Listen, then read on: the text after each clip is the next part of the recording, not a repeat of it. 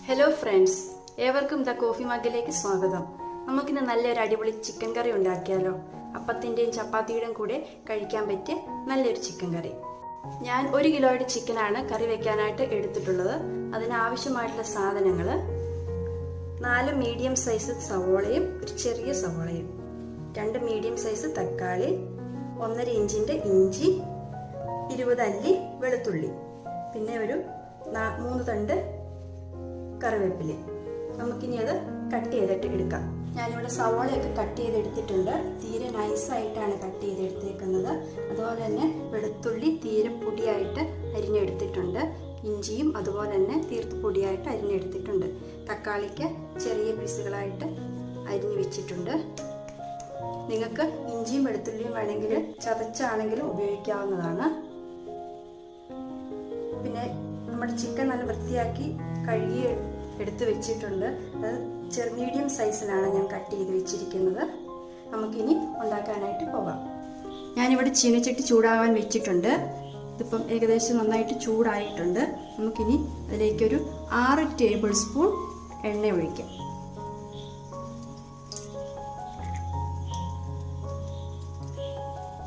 എണ്ണ ചൂടായി കഴിയുമ്പോൾ നമുക്കൊരു 1/2 ടീസ്പൂൺ കടുക് ഇട്ട് കൊടുക്കാം. എണ്ണ നന്നായിട്ട് ചൂടായി വന്നിട്ടുണ്ട്.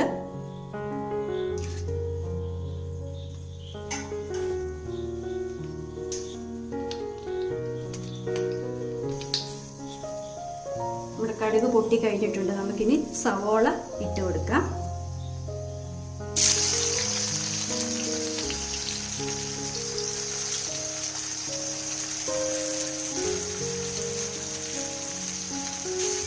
നന്നായിട്ടൊന്ന് ഇളക്കി കൊടുക്കാം നമുക്ക്.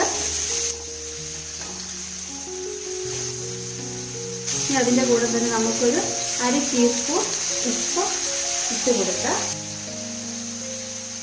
സവോളയൊക്കെ ഒന്ന് പെട്ടെന്നൊന്ന് വഴന്ന് വരാൻ വേണ്ടിയിട്ടാണ്. മിക്സ് ചെയ്ത് കൊടുക്കാം.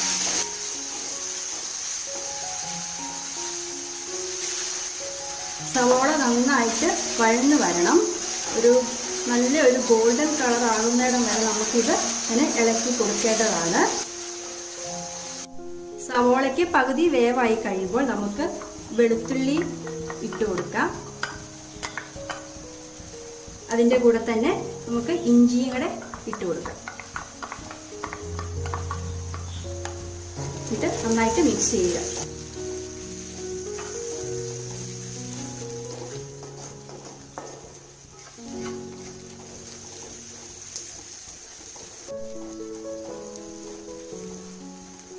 സവോളയും ഇഞ്ചിയും വെളുത്തുള്ളിയും നന്നായിട്ട് വഴന്നതിന് ശേഷം മാത്രമേ പൊടികൾ ഇട്ട് കൊടുക്കാവുള്ളൂ. ഇങ്ങനെ ചെയ്ത് കഴിഞ്ഞാൽ നല്ല ഗ്രേവി കിട്ടും.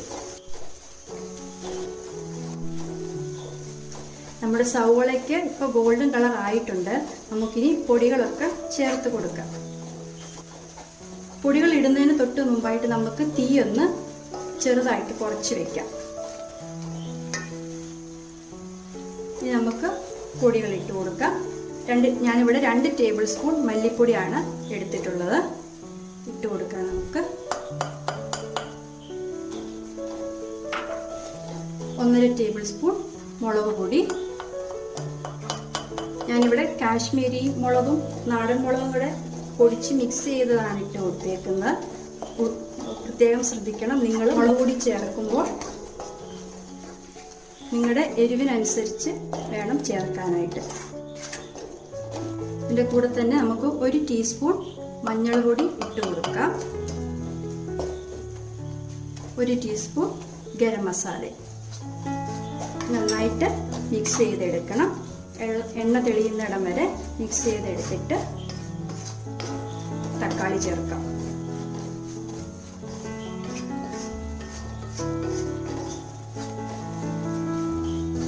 തീ നമുക്ക് കുറച്ച് കൂട്ടി വയ്ക്കാം. ഒത്തിരി വേണ്ട, കുറച്ച് കൂട്ടി വയ്ക്കാം.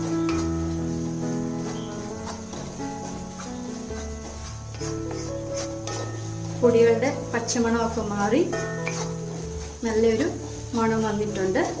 നമുക്കിനി അരിഞ്ഞു വെച്ചിരിക്കുന്ന തക്കാളി ഇട്ട് കൊടുക്കാം.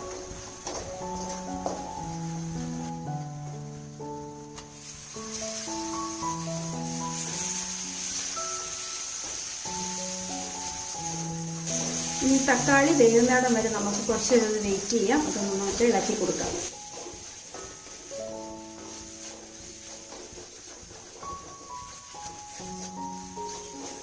ഇച്ചിരി കുറച്ച് കൊടുക്കാം കേട്ടോ.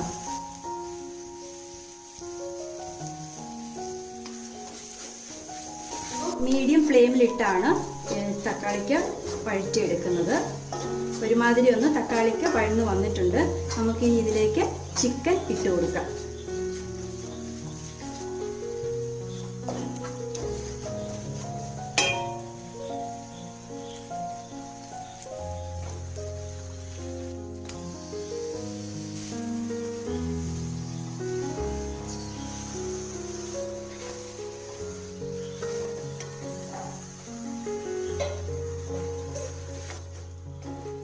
ചിക്കൻ ഇട്ട് കൊടുത്തിട്ട് എല്ലാം നന്നായിട്ടൊന്ന് ഇളക്കി കൂട്ടണം.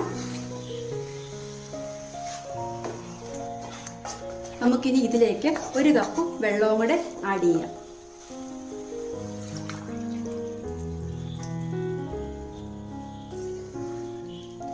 ഇനി നന്നായിട്ട് മിക്സ് ചെയ്തിട്ട് തീ കൂട്ടി വെച്ച് ഹൈ ഫ്ലെയിമിൽ വെച്ചിട്ട് മൂടി വെക്കാം. നമുക്ക് നന്നായിട്ടൊന്ന് മിക്സ് ചെയ്യട്ടെ. ഇനി നമുക്കൊന്ന് മൂടി വെക്കാം. ഒന്ന് തിളയ്ക്കുന്നിടം വരെ തീ ഫുള്ളായിട്ടിരിക്കണം.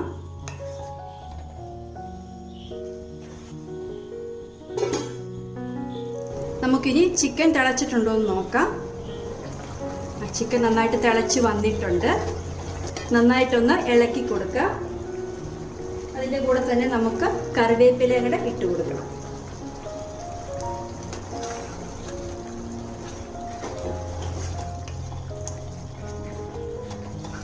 ഇനി നമുക്ക് തീ മീഡിയം ഫ്ലെയിമിലാക്കിയിട്ട് മൂടി വെക്കാം. വീണ്ടും ഇടയ്ക്കിടയ്ക്ക് നമുക്ക് ഇളക്കി കൊടുക്കുകയും വേണം.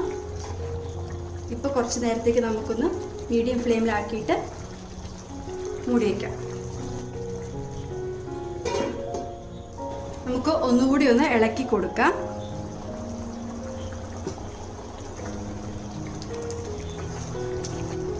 നമുക്കിതിനകത്തേക്ക് ഉപ്പിട്ട് കൊടുക്കാം. ഞാൻ 1 ടീസ്പൂൺ ഉപ്പാണ് ഇടുന്നത്. ഉപ്പ് നിങ്ങളുടെ രുചിയുടെ അനുസരിച്ച് വ്യത്യാസം വരുത്തണം. ഞാനിപ്പം 1 ടീസ്പൂൺ ഉപ്പാണ് ഇട്ടേക്കുന്നത്. ടേസ്റ്റ് ചെയ്ത് നോക്കട്ടെ. കൂടിയിട്ടുണ്ടോ?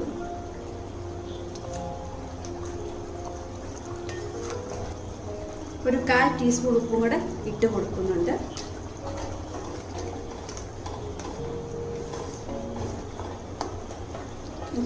കുറച്ച് നേരം കൂടി ഒന്ന് മൂടി വെക്കാം.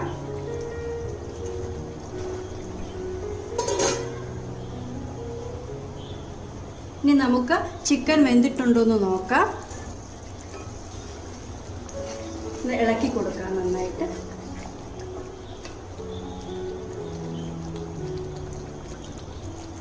ചിക്കൻ വെന്തിട്ടുണ്ട്. നല്ല മുറിഞ്ഞു വരുന്നുണ്ട്. രുചിച്ച് നോക്കട്ടെ കേട്ടോ.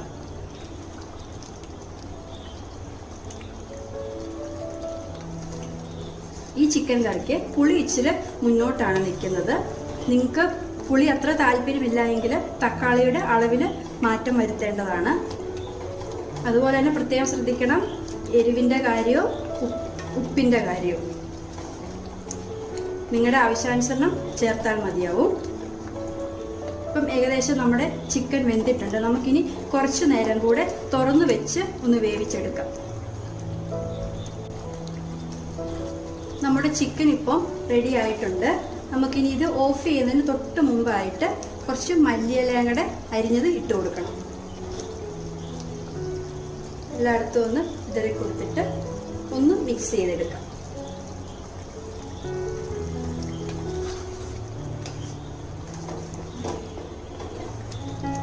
ഇനി ഞാൻ തീ ഓഫ് ചെയ്യുകയാണ്. നമ്മുടെ ചിക്കൻ കറി റെഡി ആയിട്ടുണ്ട്.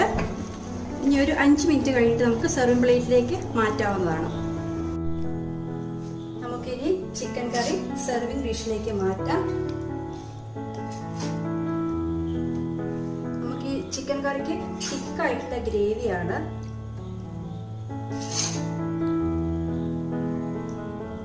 അപ്പത്തിന്റെ കൂടെ ചപ്പാത്തിയുടെ കൂടെ നമുക്കിത് കഴിക്കാം. എല്ലാവരും ഒന്ന് ട്രൈ ചെയ്ത് നോക്കുക. എന്നിട്ട് അഭിപ്രായങ്ങൾ അറിയിക്കണേ. നിങ്ങൾ ആദ്യമായിട്ടാണ് എൻ്റെ ചാനൽ കാണുന്നതെങ്കിൽ എൻ്റെ ചാനൽ ഒന്ന് സബ്സ്ക്രൈബ് ചെയ്തേക്കണേ. Thank you.